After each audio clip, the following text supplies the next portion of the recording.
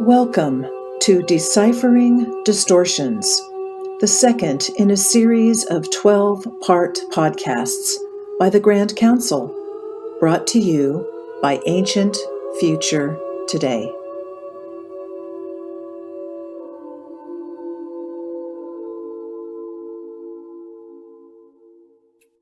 Well, if you are one of the brave souls who is here with us on our third podcast of Deciphering Distortions Journey, we say welcome aboard, for indeed we are talking about possibilities today. We have spoken first about truth or truths, and then distortion or distortions. And now we are speaking about possibility or possibilities. And they fit together very nicely when you understand that truth is subjective, of course, and that distortions are even more subjective than truth is. And then possibilities, well, would those be subjective? They would be limited by your subjective views, for sure. For most people are very hesitant to think about possibilities that they believe before they even allow themselves to think about possibilities that they could never achieve or be successful doing a possibility outside of what is already doable or thinkable or possible. And this is something in the new energies of the earth you are all forming very actively and co-creating very consciously. And some people not so consciously and yet contributing to that. And that is that possibilities are your future. Possibilities cannot be your past.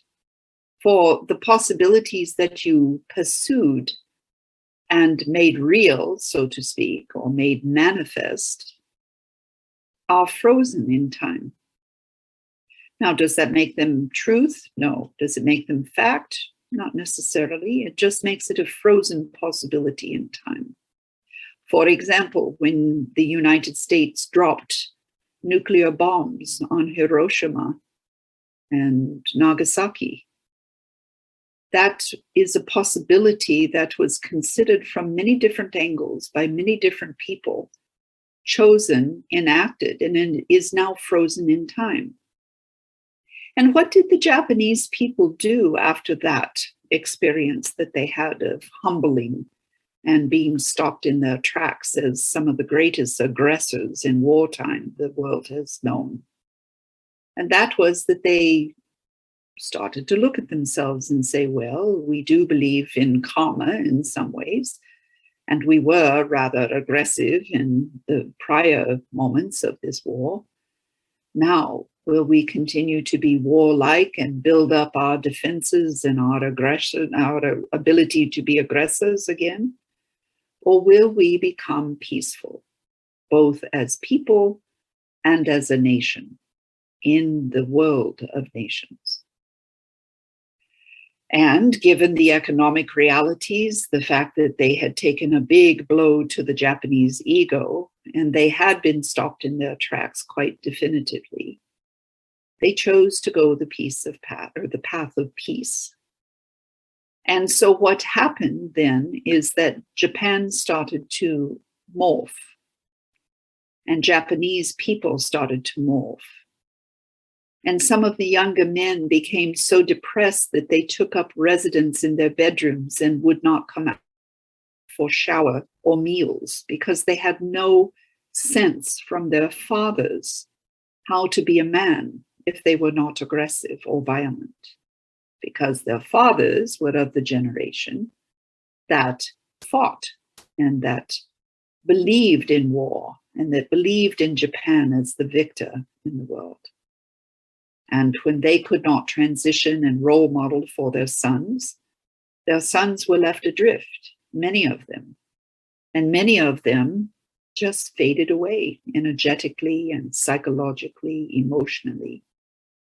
And we would say that this is true for many men on your planet now, in this generation of men, all the way from those old guffers that are about ready to transition to the younger men who are wondering whether they're really boys or girls or both or neither or whatever. There is very little understanding of what male, healthy male, is on your planet. And then we look at the females, and where are you ladies, you gals, you women, you females? Well, you are all over the place as well. You are competing with the men, you are lambasting them. We'll start with the feminist eras back in the 20s and all the way up to wherever it is. And very few of you are raising your sons to be decent to women and to be decent to themselves and to have their own senses of selves. And what are you doing with your daughters? How are you grooming them? How are you raising them for possibilities that are greater than what they may see on their own easily?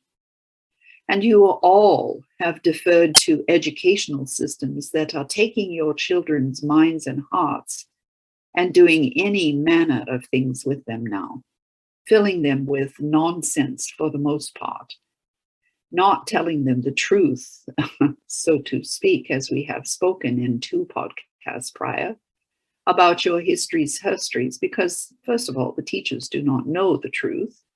And secondly, there are agendas, political and social agendas, religious agendas, that are suggesting that there is a certain sort of wokeness that must occur in order for people to be properly functioning in society. Now, this is confined to some of the industrialized nations, and yet the nations that are not so industrialized are going through something very similar, only different, same, different, as the Thais would say.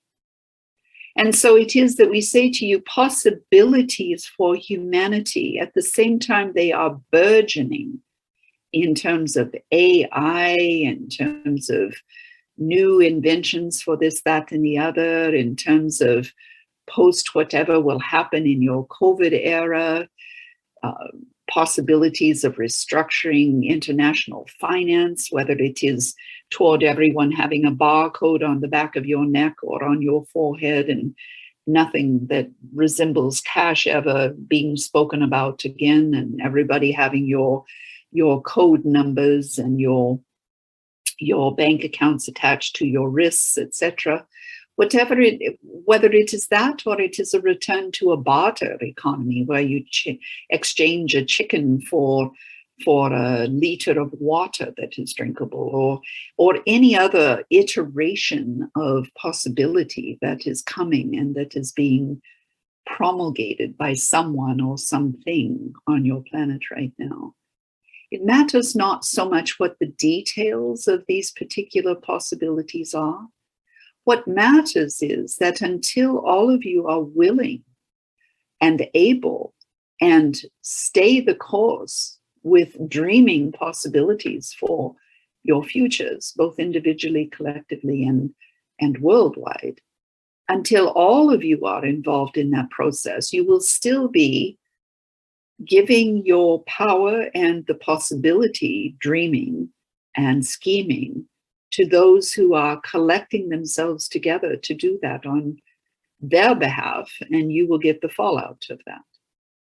As so many of you have been wounded through the COVID times and wounded through the losing of jobs or losing of loved ones or losing of status or unable to keep your home or keep your car or keep your sanity in some ways, or those of you who think you have to travel or you're going to lose your minds, or those of you who thought your children were being short-shifted when they couldn't start university in a classroom and instead were in front of a computer, and or.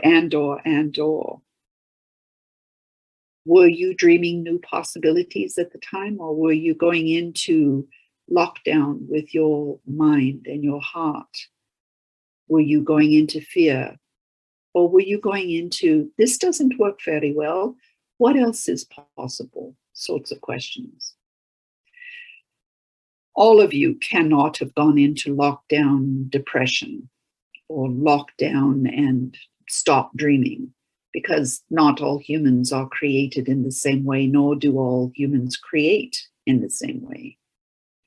What we would urge all of you now, that things are starting to look as if the great COVID conspiracies or great COVID conferences or great COVID conundrums, whatever you wish to call this particular experiment that all of you are going through still yet. Whatever you believe about it is up to you, because that's all based on what you believe are possibilities and who did what to whom and why. What we're here to talk to you about is, what are you going to do with this precious life of yours in terms of possibilities? Are you going to dream? Are you going to just get on with things, put your head down and get on with things, take the next job that's offered or on offer, and start paying those bills off and get money for taxes and do all the things that remind you of what life was prior to this grand experiment? Or are you going to dream yourself and with others into new possibilities that bring better things to you and everyone else in the process? Or possibly will anyway. There are no guarantees. So how does this fit into distortions and truths if we are talking in trilogies of truth, distortion, and possibilities? Well, what happens with possibilities is so many people are not good thinkers. And this is just, well, we will use the word a fact now. It is proven that most people do not think very well for themselves, and certainly not for the collective. Many reasons for that. We will not go into it. We will just let that stand as a possibility. Based on that possibility being probable, then what kind of new possibilities are likely?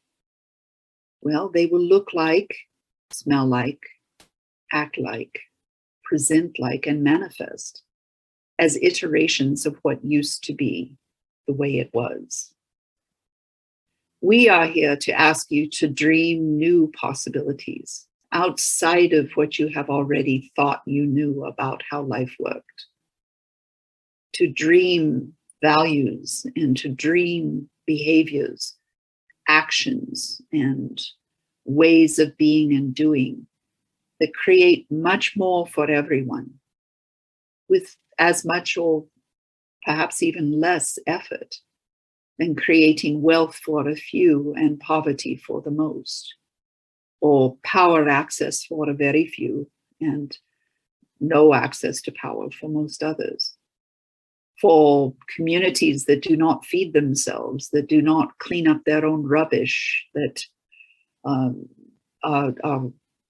homes with individual families in them that don't even know the names of their neighbors or anything about them. We find this just absolutely astonishing in your world, and it is all over your world now, except in certain places where people have decided that living like that is preferable and more fun, and certainly more guarantee of survival under harsh circumstances. So what about a collective view and a collective possibility in your own dream world about how you will live going forward? May require you to move geographically, or move your energies, or move your self-image out of the way, so that if you think you're a shy person, then you get over yourself and you go meet the neighbors. And if they reject you, you don't take it personally. You take what your intention and your action have meant for you personally, regardless of the response. So we invite you, as all of these podcasts are going to be, they are not A to B to C to D, or 1 to 2 to 3 to 4, or do this, do that, and this will happen. No, not in the new energies.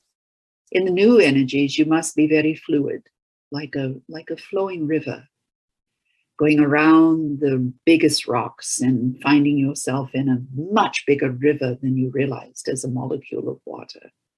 And here you are bobbing down, and ooh, it's cold, and ooh, now it's warm. I'm in an eddy where the sun has been shining, and ooh, okay, I've had enough of that. I hope there's a bit of a surge, and sure enough, there's a leaf or a twig or a limb of a tree, and it comes bobbing down the river, and moves your particular molecule of water back into the mainstream. And you bob along and you do whatever it is when you're in the mainstream. And when you need a bit of rest, you just ease yourself over to the edge and hope another eddy presents itself for a bit of rest. You are on a journey as a master on a masterful journey, a divine being in human form. Please play with possibilities that are different than something that is old, rehashed. For you will find yourself in a river of your liking if you are to do something of this nature from here on. And until we have the pleasure and the honor, thank you for being with us. Thank you for your courage.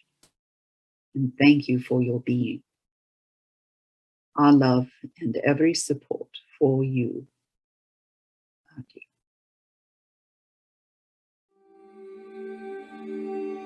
Thank you for listening. Please join us for future podcasts on this same channel.